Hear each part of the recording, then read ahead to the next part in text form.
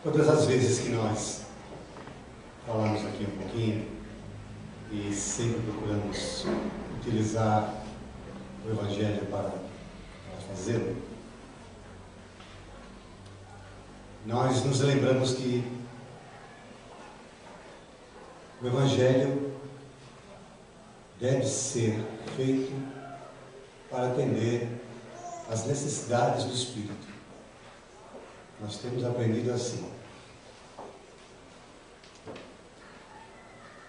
Pela sua própria natureza, o Evangelho já tem e nos oferece essa condição, esse componente facilitador. Ou seja, tudo aquilo que se puder produzir em cima do seu escopo, do seu conteúdo, seguramente vai atender às necessidades do Espírito. Porém, uma preocupação maior ainda cabe aqui, é tentar envolver o Evangelho nas coisas do cotidiano, a fim de que nós consigamos absorver de forma positiva e produtiva aquilo que possa se ofertar da maneira mais singela, honesta e verdadeira possível. É assim que nós chegamos aqui, com esse propósito.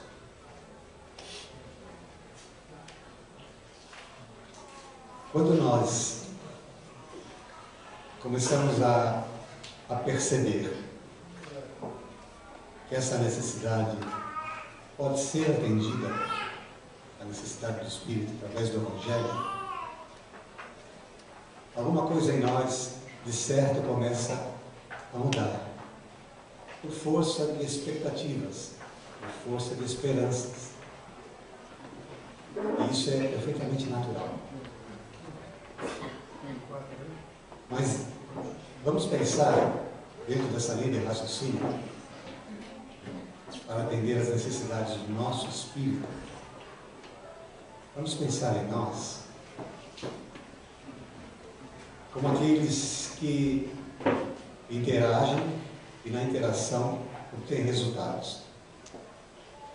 Essa é uma técnica que nós gostamos muito de tocar, porque é o que de mais normal acontece entre nós.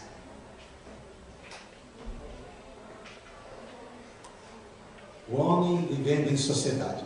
Como é que a gente se apresenta? Como é que a gente se sente?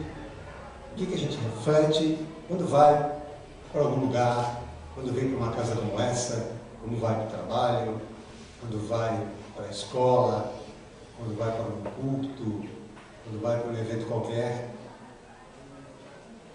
Chegando lá, nós somos criaturas que trazem uma psicosfera muito específica, emocional, energética, moral. E isso, evidentemente, gera um impacto vibracional através das nossas auras. Quando nós chegamos aqui, acabamos de chegar, então a gente se vê, nós trocamos olhares, as nossas emoções trabalham de forma natural, nosso coração responde, os nossos sentimentos variam, oscilam de mais para menos, de menos para mais, dependendo das circunstâncias. Se forem pessoas queridas que nós deslumbramos, o coração palpita de alegria. Se forem aqueles seres de luz que de vez em quando a gente prefere não ver, mas a gente vê, o coração tem outro tipo de vibração, mas ainda assim o sentimento é inevitável.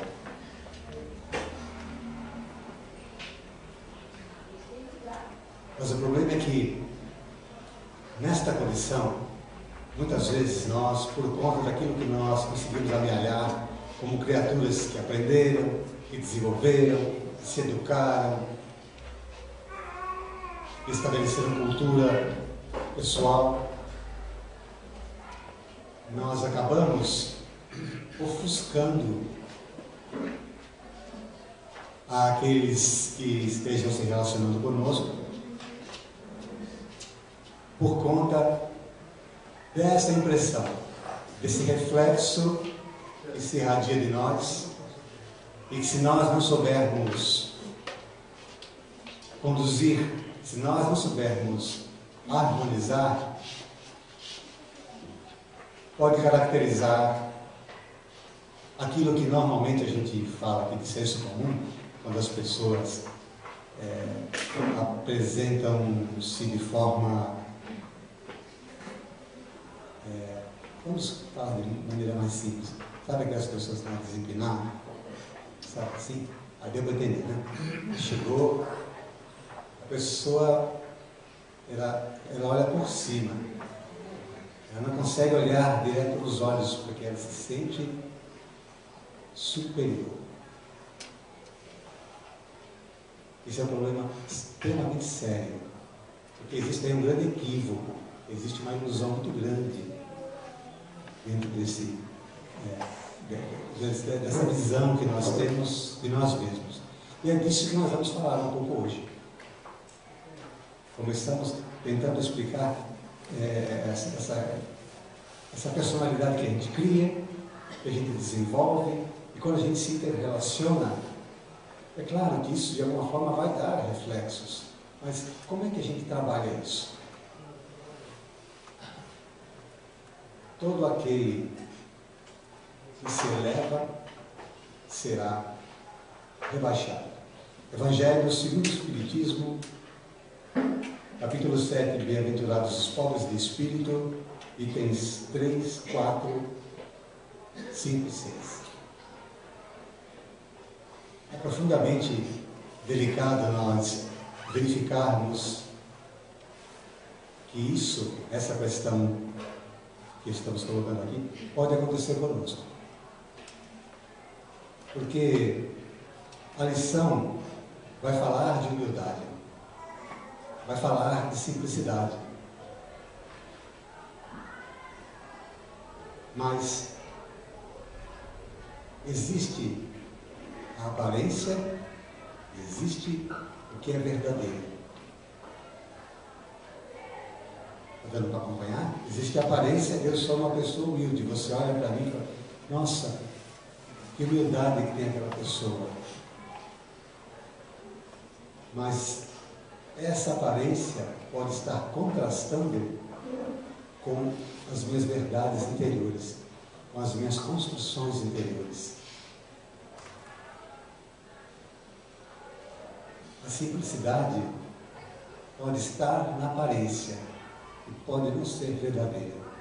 E o que acontece quando não há conformidade com a nossa realidade exterior e o nosso mundo interior?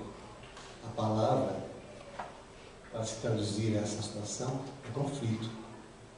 A gente vive em conflito.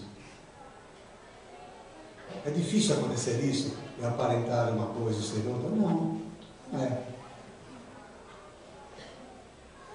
Isso pode acontecer. Porque nós estamos aqui numa experiência muito forte e muito intensa de troca de sentimentos, de emoções constantes. E quando, a título de exemplo, Emmanuel fez o seu primeiro contato com Francisco Cândido Xavier, e naquela coisa que para nós ficou até com uma pitada de humor, né, para quem viu o filme, para quem sabe da história, Emmanuel sugeriu a Chico Xavier que desenvolvesse a postura de disciplina por 3 vezes, e cada vez que falava disciplina, o Chico questionava ele, mas mais uma vez, de novo aí, pela outra vez disciplina, toma disciplina, e ficou dessa forma, porque Emmanuel sabia, como espírito de escola que é, que essa é uma demanda profundamente necessária de se desenvolver no espírito. E ninguém mais do que Chico Xavier precisava ter essa direção, porque estava no seu planejamento reencarnatório legar-nos o que ele legou. Ele só pôde fazer em cima desse critério. Então, quando nós falamos aqui que pode acontecer de nós aparentarmos uma coisa e sermos outra, não estamos querendo ofender a quem quer que seja, por favor. Estamos querendo sinalizar que é difícil exatamente por causa disso. Que nesse critério de disciplina de Emmanuel de 3 vezes, nós, me permitam, eu estou na primeira. Disciplina, estou tentando ir para a segunda, o que dirá para a terceira. Eu sei que vocês provavelmente já têm contado as 3, mas eu estou na primeira ainda, no tocante à disciplina, porque não é fácil. É a mesma coisa que Jesus ter sinalizado lá atrás para nós, vigiar e orar. Perfeito. E aí, a gente vigia e ora? Não precisa responder, tá? Responder, não vamos estragar a noite. É uma resposta pessoal. Tá?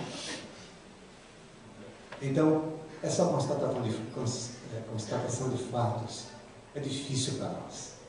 Mas vejam como o Evangelho é belo. Né? Quanta psicologia por trás desses versículos. Peço licença para ler o primeiro. Naquela hora, chegaram-se a Jesus seus discípulos, dizendo: quem é o maior no reino dos céus? E Jesus, chamando o menino, o pôs no meio deles e disse: a verdade vos digo, se não vos fizerdes como meninos, não entrareis no reino dos céus. Todo aquele, pois, que se humilhar e se fizer pequeno como este menino, será o maior no reino dos céus. E o que eu receber em meu nome, um menino como este, a mim é que o recebe. Vejam, analisemos juntos. Naquela hora, chegaram-se a Jesus seus discípulos, dizendo: quem é maior no reino dos céus? Olha a pergunta que fizeram a Jesus, os discípulos.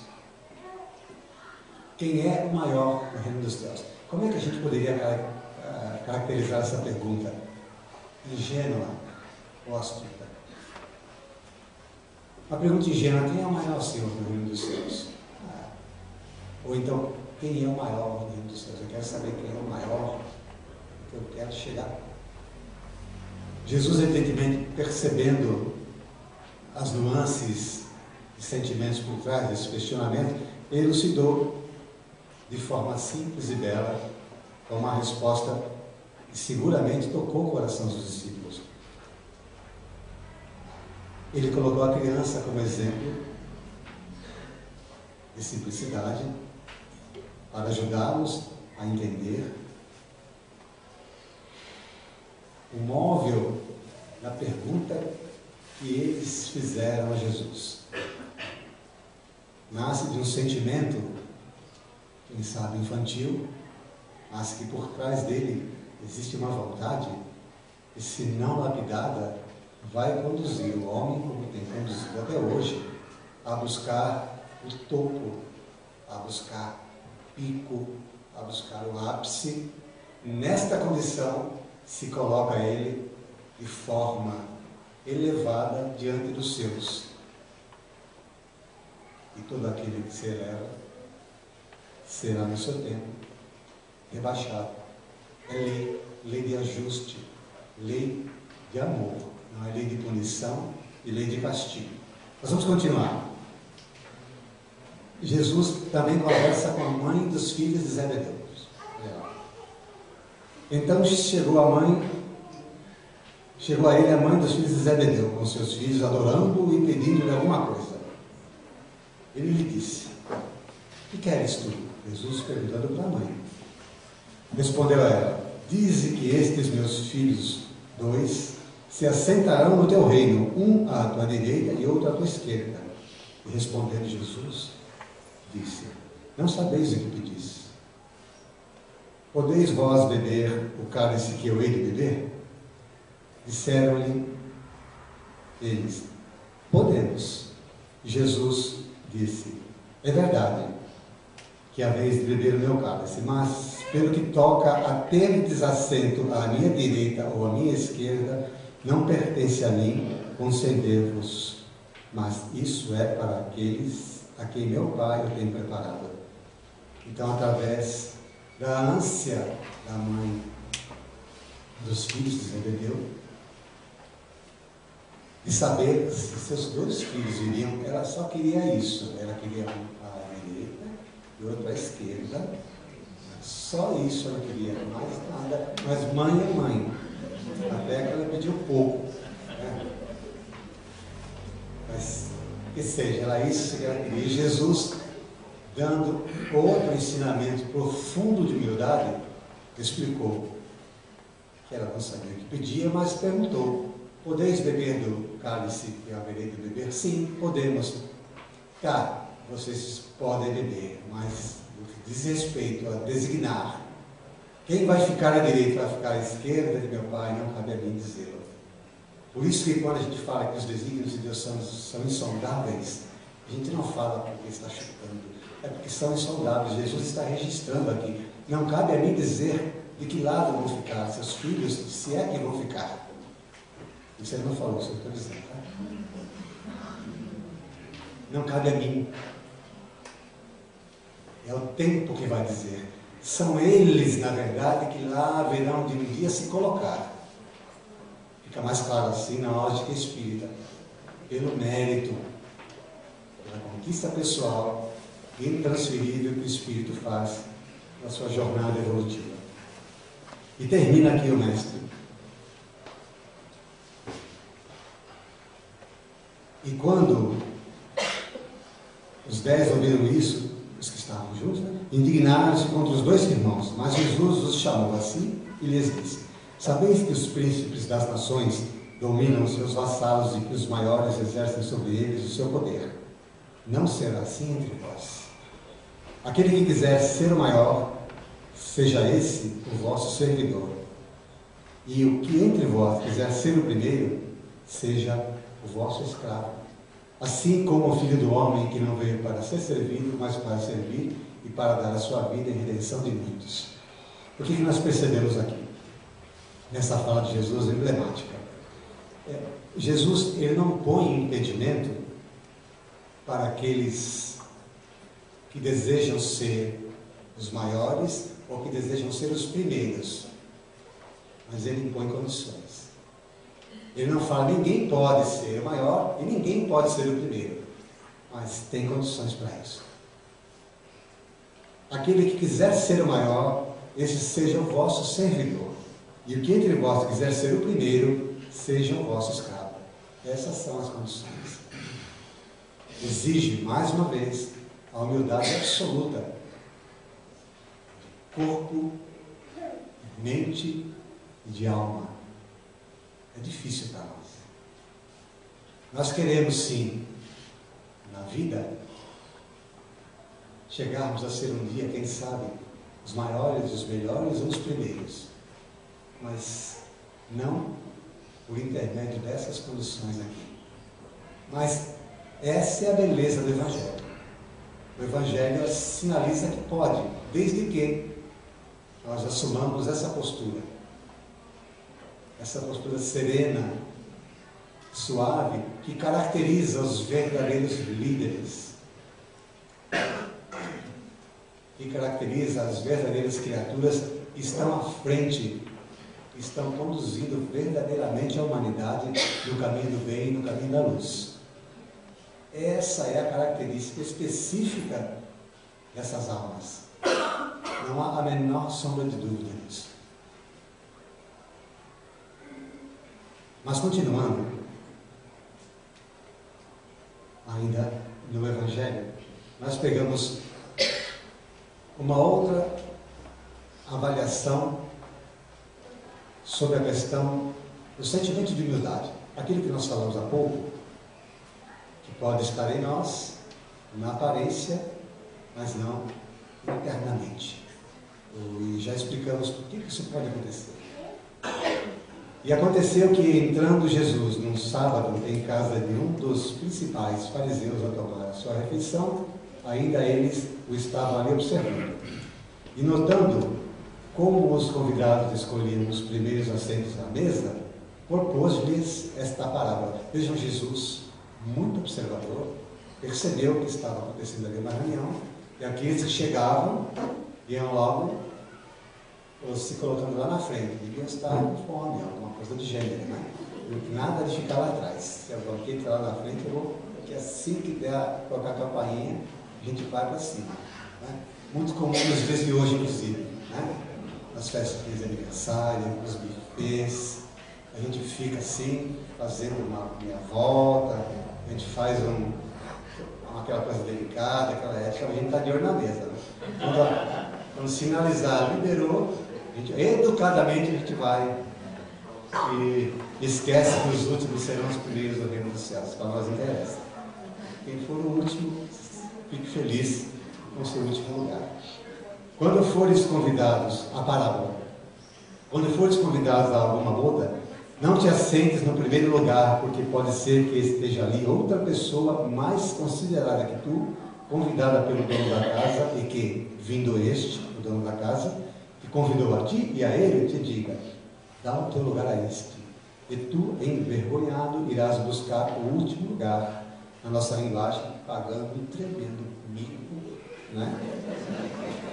Irá buscar o último lugar. Isso não é nem vergonha, é para você sair e ir embora para cá. Não dá para ficar depois de uma dessa, né? Meu irmão, você pode dar licença aqui, vai sentar no teu lugar, essa pessoa que é meu amigo, você pode ficar lá atrás um pouquinho. Sair, a gente já sai, vai comer uma pizza, vai fazer outra coisa.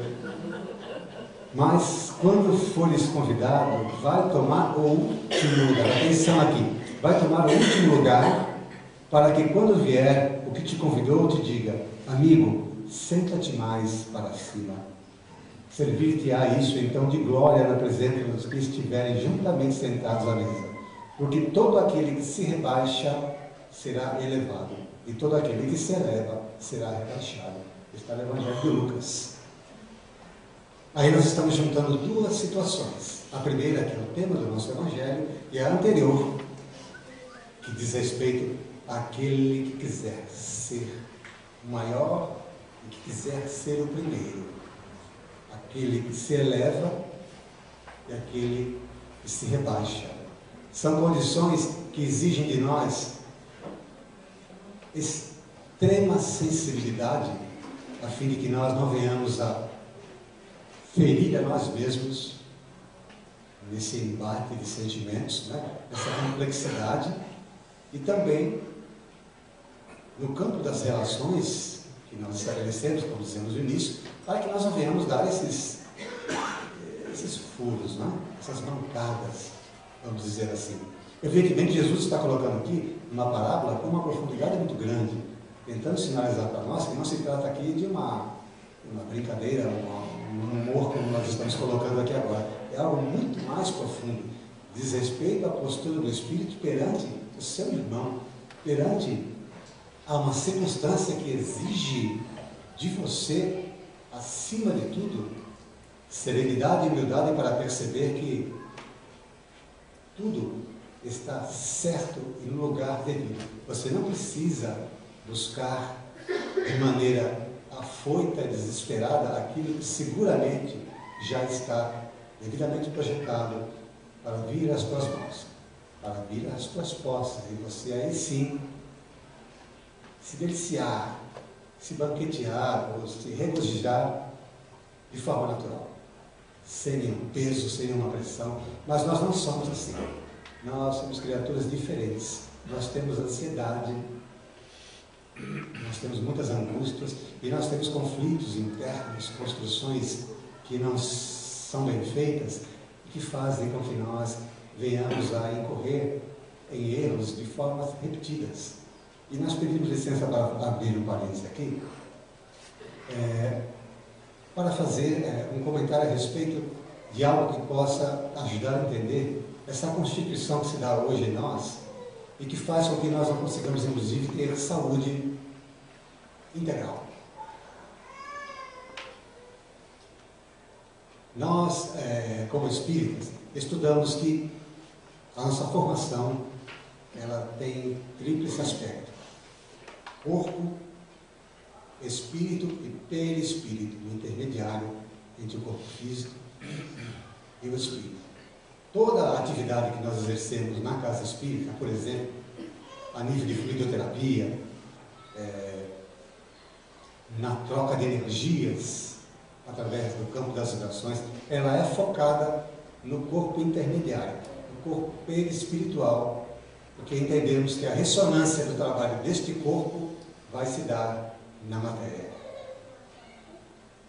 Porque aprendemos por estudar não só Allan Kardec, mas André Luiz e obras correspondentes, que todo o corpo perispiritual tem vinculação direta com o corpo físico na sua composição orgânica, ou seja, para cada órgão do corpo físico nós temos similitude no corpo perispiritual.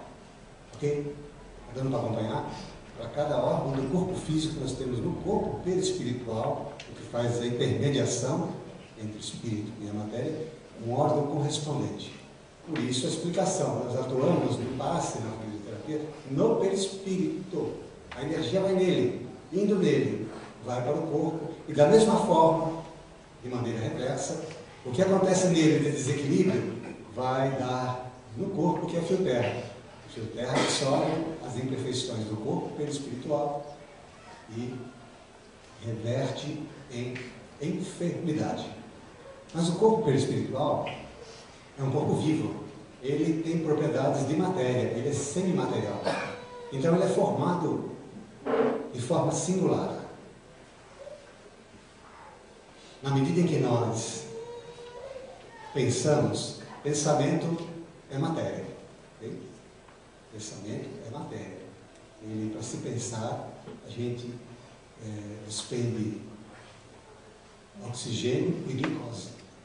Hoje em dia, nós temos equipamentos extremamente sofisticados que medem no cérebro atividades do pensamento, áreas onde o pensamento está trabalhando. Pensamento é matéria, sentimento não é. Sentimento é a energia que dá vida ao pensamento, dá cor, colore ao pensamento. Então, vamos analisar assim. O corpo físico tem mudanças naturais, não tem? A pele, ela troca em um determinado período. Nós temos órgãos internos do corpo que também se renovam, se decompõem e se reconstituem. O próprio corpo físico, de 7 em 7 anos, tem alterações sensíveis em toda a sua configuração. Por sua vez, o corpo perispiritual sofre os mesmos efeitos, mas de uma maneira um pouco mais ágil. Você pensou. Na medida em que você pensa, o seu pensamento vai vincular sentimentos, porque é natural. Dependendo da qualidade do sentimento, a energia que vai reverter o seu pensamento, ela vai agregar-se ao seu corpo perispiritual. Okay? Querem um exemplo? Pesquisas recentes sinalizam que para 1 minuto de experiência de raiva vivida por nós, 1 minuto, nós podemos dar correspondência a 1 hora de desajustes orgânicos no corpo físico. Para 1 minuto de raiva, nós damos correspondência a 1 hora de desajustes orgânicos em todo o corpo físico. Eu sei que como a gente não tem muita raiva, a gente não tem problema com relação a isso. Nossa raiva é rapidinha, 10 segundos, 5 segundos. Mas vamos dizer que você fica aí com 5 minutos de raiva. Mas olha para acompanhar, gente. Aqui está falando que são 8 horas de raiva. Faz um cálculo. Porque tem pessoas que vivem o dia inteiro com raiva. Não sei se vocês conhecem alguém assim, eu não conheço, mas tem. O dia inteiro. Tem pessoas que adoram ter raiva, sentir raiva. Então faz a conta. Por isso que, de um modo geral, estamos dando apenas um exemplo. Um exemplo testado e verificado, inclusive na Universidade de Brasília, é uma das pioneiras desse tipo de pesquisa. Foi a mesma que na época identificou os efeitos positivos da fagocitose na questão das vibrações feitas à distância, no passe feito à distância. A Universidade de Brasília identificou que, na medida em que as pessoas recebiam de forma passiva as vibrações à distância, a fagocitose, que é uma atividade do corpo físico que se responsabiliza por trabalhar a sua imunidade, ela aumentava, fazendo com que a imunidade do indivíduo também aumentasse através das vibrações feitas à distância. Isso é estudo registrado, pesquisa registrada feita com amostras de análise de sangue de pessoas de vários credos e várias crenças. Uma das pesquisas mais brilhantes foram feitas aqui no Brasil. Então, nós temos aí 1 minuto de raiva para 1 hora de desconforto. 8 horas? Ah, não, nossa, não, está corrigido. 1 minuto são 8 horas, não é 1 hora de desconforto. É pior do que a gente está falando, tá? Um pouquinho pior. São 8 horas. Então, imaginemos, agora, voltando a essa linha de raciocínio, que você está pensando, você tem um pensamento fixo no melindre. Tá? Melindre é uma coisa que pode acontecer. Ele pode não ter a mesma potência vibratória da raiva em si, mas é um componente negativo. Imaginamos você vivenciando isso a todo instante, e esse melindre, primeiro gerado no pensamento, convertido em sentimento, agregando o seu corpo perispiritual, se renovando constantemente. Imagina a qualidade de perispírito que nós temos. Por isso que o corpo físico nosso vive doente. Todos nós, tá? Sem exceção. Nós vivemos doentes por causa disso. A construção desse corpo intermediário entre a matéria e o espírito, que é o corpo espiritual, ela se dá através da maneira como nós estamos pensando. Nós estamos forjando os componentes através do fluido vital que alimenta a configuração desse corpo, que está gerando a doença. Eu peço licença para pegar aqui na Gênesis de Kardec, um trabalho extraordinário que ele fez aqui no capítulo 10, onde ele fala princípio vital. Ele diz aqui o seguinte: combinando-se sem o princípio vital, oxigênio, o hidrogênio, o azoto e o carbono, unicamente teriam formado um mineral ou um corpo inorgânico, ok? Esses componentes, sem o princípio vital, eles formariam um mineral. O princípio vital, modificando a constituição molecular desse corpo, desse mineral, dá-lhes propriedades especiais. Em lugar de uma molécula mineral, tem-se uma molécula de matéria orgânica, uma molécula viva. O princípio vital faz isso. O princípio vital é o fluido que nós trabalhamos para movimentar tudo aquilo que constitui a vida do nosso corpo. Então, aqui na Gênesis, nós estamos percebendo Allan Kardec desenvolvendo. Quem tiver depois interesse em estudar o capítulo 10, geração espontânea, nós vamos verificar aí Allan Kardec sinalizando essa questão que nós estamos falando aqui de forma singela. O que nós estamos fazendo para construir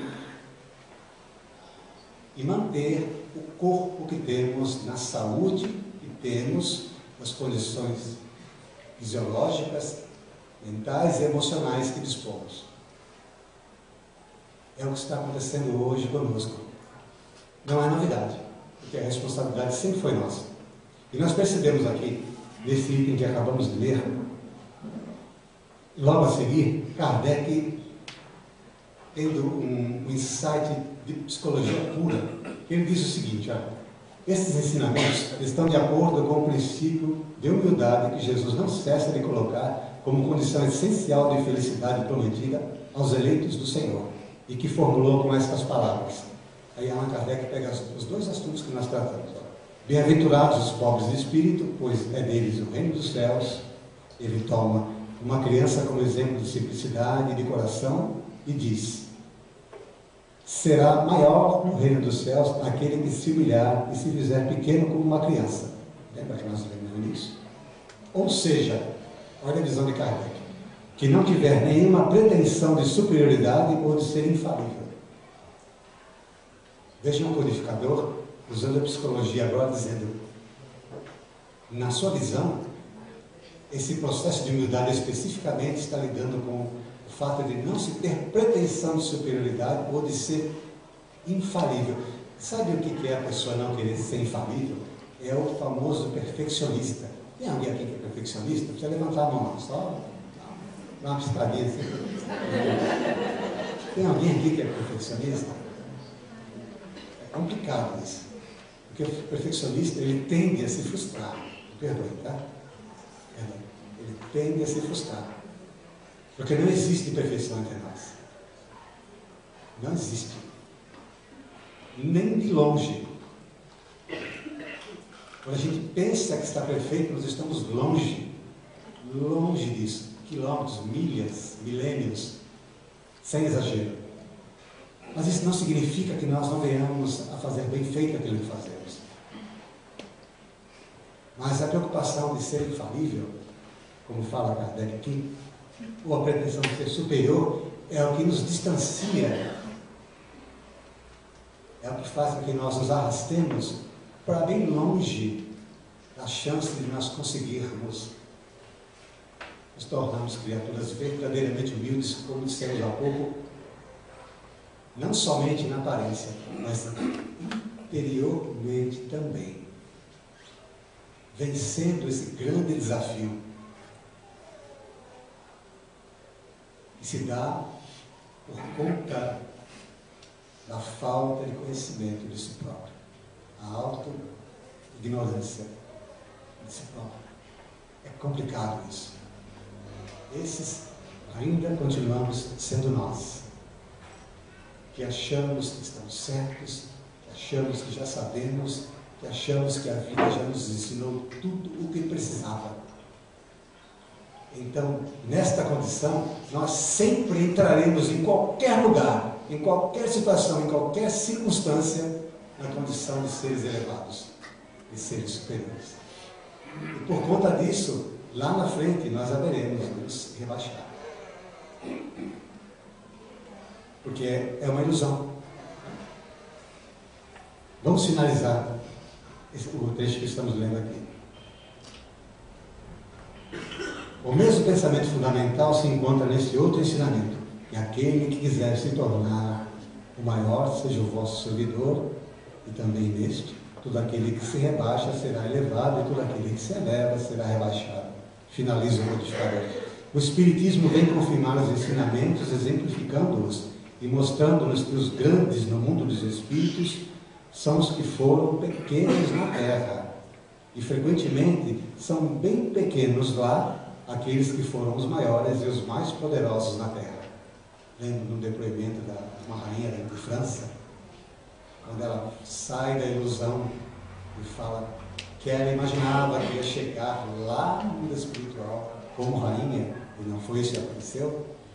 Mais grave ainda, ela percebendo que aqueles a quem ela, a seu tempo, enquanto encarnada, humilhava aqui na terra, veio encontrá-los no mundo espiritual bem acima dela, em muito melhores condições, né?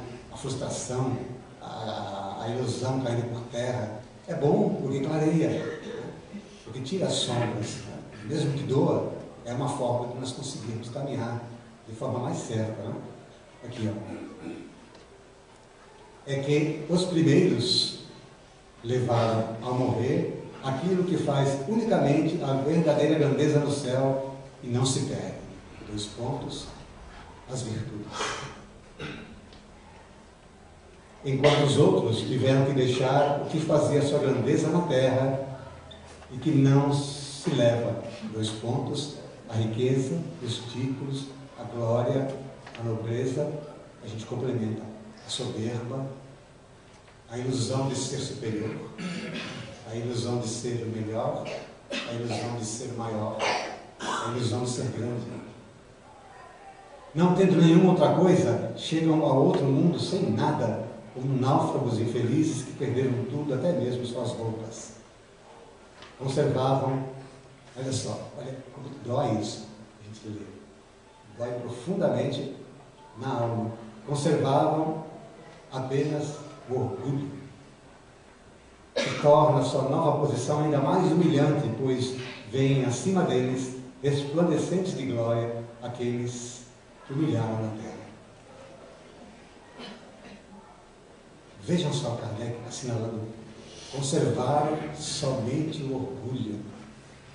Você está desencarnando, está indo para o mundo espiritual, está preservando uma chaga. Não fica aqui. Como é que a gente não consegue perceber isso e se livrar disso antes que aconteça? Tem outras também. Tem orgulho, tem outra que também é, qual que é a outra que a gente fala? Tem mais uma, orgulho, vaidade, tem uma pior ainda, o egoísmo. Como é que a gente não percebe que essas coisas a gente não larga no meio do caminho, como larga e fica para trás a riqueza, os títulos, a glória, a nobreza, os carros, as casas, etc. Lembra quando a gente fala que a gente vai fazer a nossa viagem, leva aquela mochilinha, né? E tem que saber o que levar para que ela não fique pesada. Essas coisas vão na mochila. Na verdade, é o que fazem o nosso fardo estar mais pesado hoje, inclusive, para aqueles que não se sentem capazes de suportá-lo. Cada um a sua necessidade específica. Então, queridos irmãos, a ideia é refletir sobre o fato de que nós precisamos encarar a necessidade de modificarmos alguns padrões dentro de nós que estão efetivamente obstruindo o nosso progresso, estão obstruindo a nossa liberdade, estão bloqueando a nossa capacidade de conversar de forma amorosa com o nosso cônjuge, com os nossos filhos, com os nossos amigos. A gente pensa que está fazendo certo, mas aí vai a aparência. Pode estar acontecendo que dentro de nós exista uma coisa muito diferente do que nós estamos mostrando fora. E às vezes ocorre até de alguém, algum amigo, alguém perceber e tentar sinalizar para nós e a gente não aceitar. Então a gente não pode querer viver esse teatro para sempre. Nós temos que nos ajustar e procurar olhar no espelho, a título de exemplo, e ver bem aquele que está do outro lado. E entender que é alguém que precisa de renovação constante. Não dá para nós ficarmos esperando as coisas acontecerem pela vontade de Deus. A vontade de Deus é soberana e é para nós a melhor de todas. Porém, nós estamos aqui com o compromisso de fazer com que a vontade de Deus se manifeste. Porque senão fica muito fácil. A vontade de Deus, a vontade de Deus não vai acontecer de qualquer jeito e aí não precisa fazer nada. Não é assim. A vontade de Deus é soberana, mas ela não invade, ela não corrompe, ela não muda o teu roteiro, senão para que você cresça e melhore. E nem sempre acontece isso conosco. O roteiro muda para a gente crescer e melhorar. A gente entende essa mudança de roteiro como uma maldição, como um castigo, como uma praga, ou algo do gênero. E perdemos a grande oportunidade de crescer. Por isso que se nós estivermos doentes, nós devemos perguntar: o que essa doença está fazendo para mim hoje? Por que ela existe? O que está acontecendo comigo que eu estou enfermo? Deve ter um motivo. Não é que a gente vai arrumar culpa. Eu sou culpado. Eu fiz tudo errado e hoje sabe que é verdade, mas não precisa pensar assim. Eu semeei aquela coisa toda que a gente sabe. Mas o amor de Deus é mais do que isso. A enfermidade vem para fazer com que a gente dê o salto, para fazer com que a gente acorde. Porque não é para ficar doente, não é para ficar enfermo. Se nós conseguirmos entender esse mecanismo de reconstruir, de harmonizar o nosso corpo pelo espiritual, sabe lá o que isso representa de longevidade para o nosso corpo? Não é vida eterna, para o corpo que não existe, mas longevidade com maturidade, longevidade com sabedoria. Não é decrepitude, não é aquele que se deixou cair, fala, eu estou lúcido, mas eu estou esfrangalhado, se bater um vento, desmantela, a pessoa fica com a cabeça. Está caindo, mas eu estou lúcido. Não é bem assim. O corpo tem um sentido, o corpo tem um porquê, mesmo que ele tenha o seu processo natural, de declínio biológico, mas ele é um instrumento do reflexo do nosso progresso. Então, por que descuidar dele? A gente chega no mundo espiritual estraçalhado para tomar o corpo. Não, mas eu fiz a minha parte, eu não cuidei mais do corpo. Paciência, né? Eu morri, infartei, porque eu fiz tudo errado. Mas eu ajudei tanto na espiritualidade, eu dei tanto passo, tanta palestra. Aí você volta para fazer a mesma coisa tudo de novo, só que para cuidar mais um pouco do teu corpo, que é cuidar do corpo e do espírito. Como é que a gente pode largar um e zelar pelo outro só?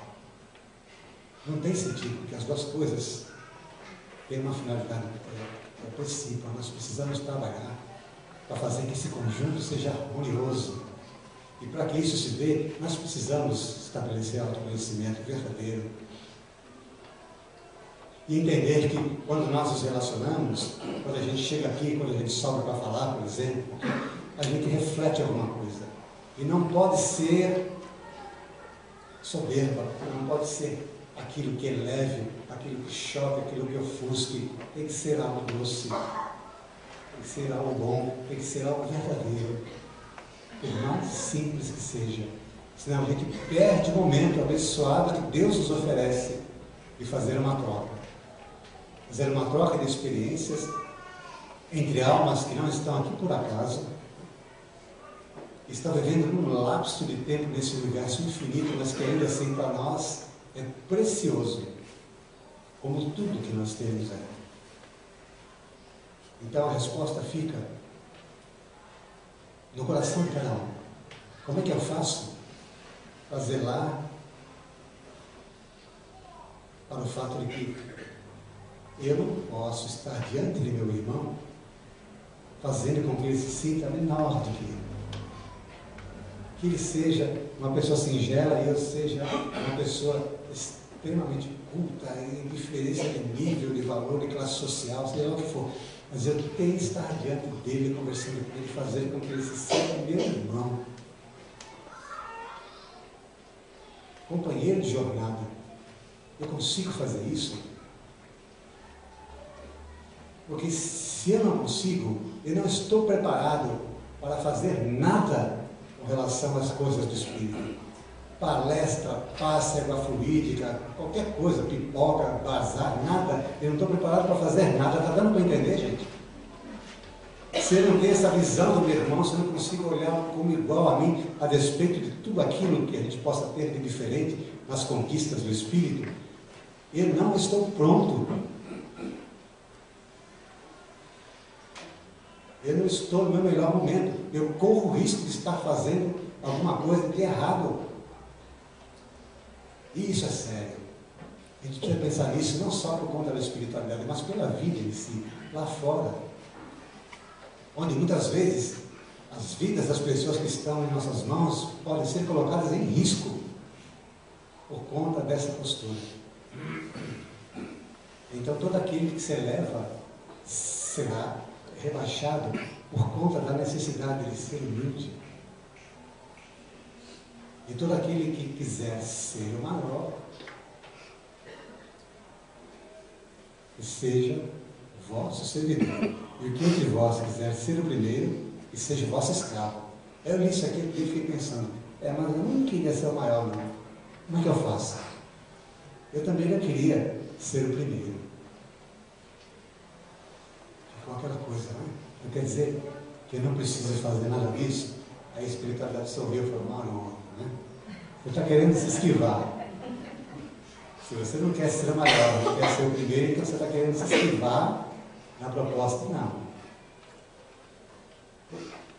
O nosso caminho, o fatalismo, é a felicidade. É a felicidade do coração. É a saúde da alma, a harmonia da alma. Leve o tempo que levar, nós vamos conseguir. Mas não nos esqueçamos, o trabalho já começou. Está valendo agora, quando nós voltarmos para casa, agora quando terminarmos de falar, no momento do passe, a energia que está trabalhando nessa ambiência, ela é preparada para nós. Não é para quem não veio, é para nós. Nós estamos aqui. Se nós pensarmos com amor para aqueles que não vieram, eles também poderão receber, porque a espiritualidade tem o suficiente para isso. Mas o que está aqui é para nós.